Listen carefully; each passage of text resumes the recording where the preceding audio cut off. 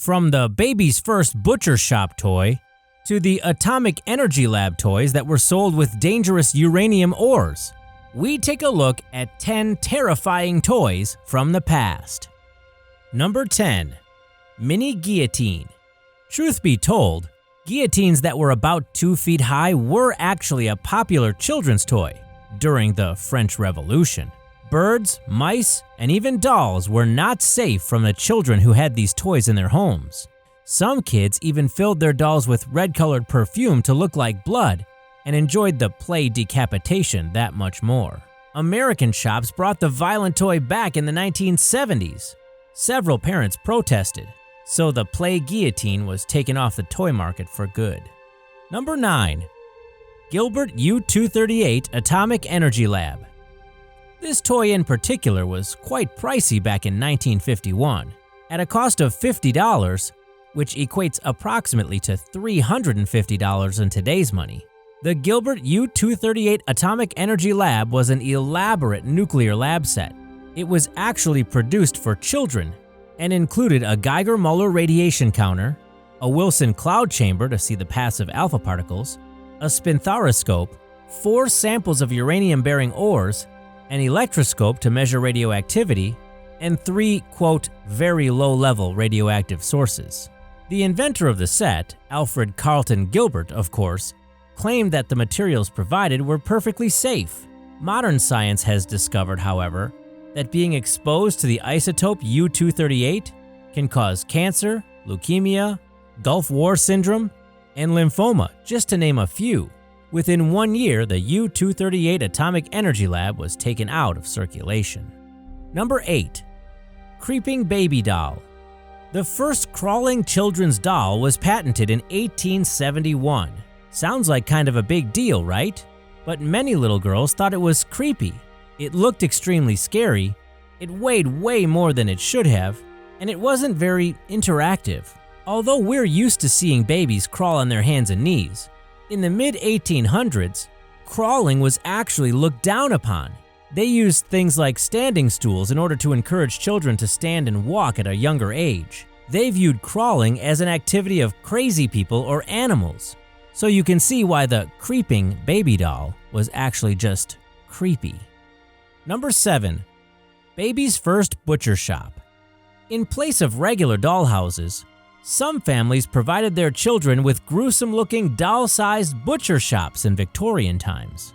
It may look pretty scary, but these were actually very popular with children who could handle it. The detail on these butcher shops was amazing.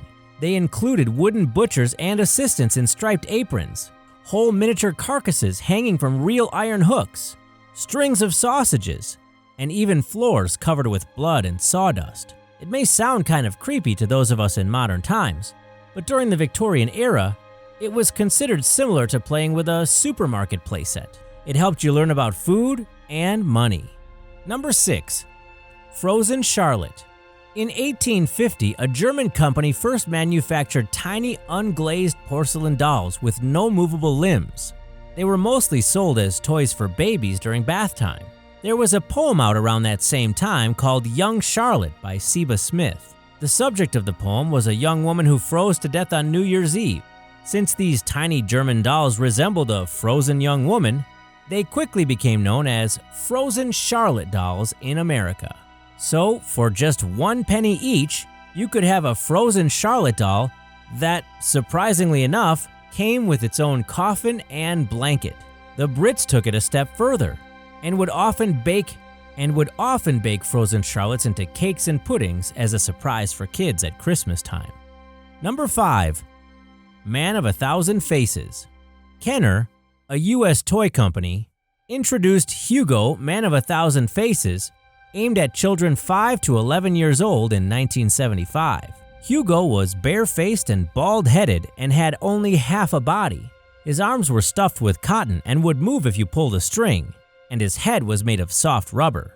You might be asking yourself, what's fun about that? HUGO came with multiple disguises that, with a special glue, you could glue right onto him, or yourself. By the end of the 1970s, HUGO's popularity had dwindled. It could be, in part, due to the fact that the special glue sticks didn't really work very well. and you couldn't even use regular glue. It could also be because the toy was just flat out creepy. Number 4. In 1998, the first Furbies began to appear in US toy stores. 40 million of them were sold within the first 3 years. Marketed as cute and cuddly little animals, they were really small, furry, robotic toys that looked kind of like owls with giant ears. Sometimes they talked and spoke in English. Other times they just made weird noises that was supposed to be their own native language. Sometimes they would just make weird screeches and grunts. If you talked to them and around them, they would learn new words and phrases. Then there were times that they turned on completely on their own. Many people said that the Furbies spoke in the middle of the night when you thought they would be off. People even claimed that they spoke spontaneously, even after having the batteries removed. You can search the internet yourself and find all sorts of stories about these seemingly innocent creatures. And if you're a 90s kid and feeling nostalgic, you have reason to celebrate, because the Furby is now available once again. Number 3. Live bird automata. In the 1700s, German toys could be pretty creepy. Oh, who are we kidding? German toys from any time period can be pretty creepy. But in particular, let's focus on the live bird automata. While flipping through the Nuremberg catalog, you could find each automaton, a comic figure with a hollow space inside just big enough to hold a bird. The struggling of the bird inside the toy would make it move in all different kinds of ways. The catalog bragged that, quote, "No one would imagine that a living bird was inside, but would suppose that it was clockwork which had made the head, eyes, and beak of the bird move," end quote. So, did the kids remove the birds after they were done playing with the toy? Or was it only that smell of death and decay that would let the children know that new clockwork was needed? Number 2. The Mattel Toy Company came out with this creepy doll in 1966. Upon hearing the description, it doesn't seem that out of the ordinary. At about 18 inches or 45 centimeters tall, it had a soft baby body and a vinyl head. It wore a white bib and a red dress, and its mouth was open and even moved when it talked. The doll had a whisper feature, and her voice was actually extremely lifelike and somewhat terrifying. Hearing the creepy phrases uttered by the baby secret doll was pretty scary, but the commercial for the doll was even creepier. A demonic-sounding doll whispering phrases like, "I like to sleep with you," and "I want to tell you something." No thank you on this one. Number 1. Little Miss No Name. The barefoot doll called Little Miss No Name was marketed by Hasbro in 1965. Unblinking eyes and dressed in a rugged burlap sack, one of Little Miss No Name's hands, when extended, made her look like she was begging, and she also had a plastic tear on her cheek. This doll was apparently supposed to elicit empathy from little girls, but in reality, it made most little girls want to run away screaming. After only 1 year, Hasbro discontinued the independent sale of the doll, but did try offering it in a promotion with a hot chocolate company. This plot failed too, however, because apparently children don't see a connection between comforting hot chocolate and some creepy doll. And some creepy begging doll. Remember to hit the subscribe button for more videos every week.